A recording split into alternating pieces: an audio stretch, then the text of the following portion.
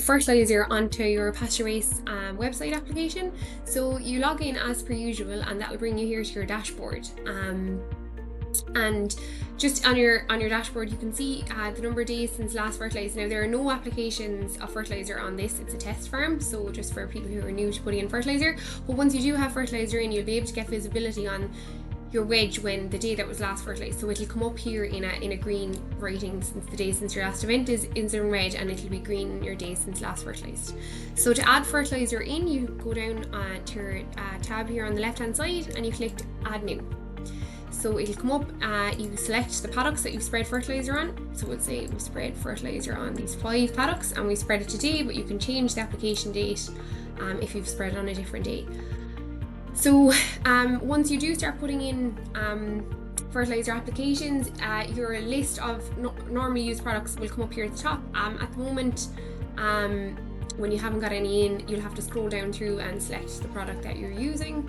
So we're just going to go here with protected urea first, so 38007.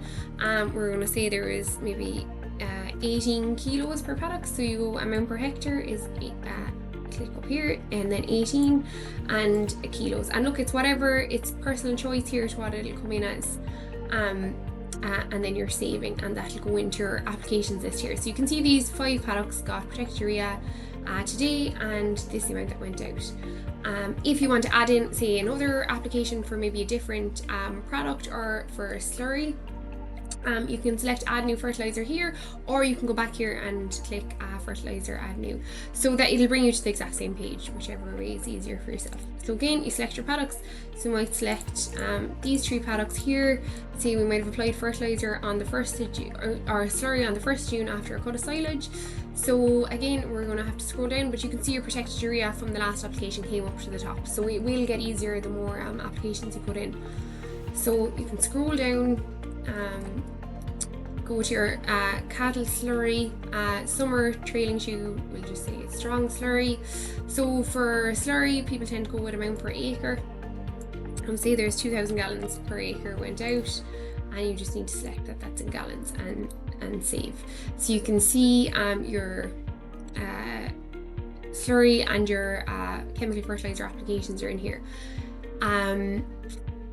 Once you have more applications in, you can filter for the month or the paddock to see or what chemical or organic fertiliser type went out, or what fertiliser type went out.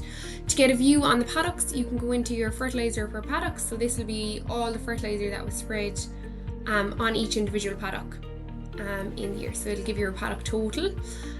If you want to get the application summary, so just a view of the application kind of list, you can see these are the applications that went in as you put them in. To get an idea of the slurry next to your annual or the fertiliser next to your annual tonnage, you can click into your annual summary, annual tonnage, and you'll get to see here your total kilos versus your total N. The chemical N is always in brackets, and outside of the brackets is your total N spread, or your total product spread.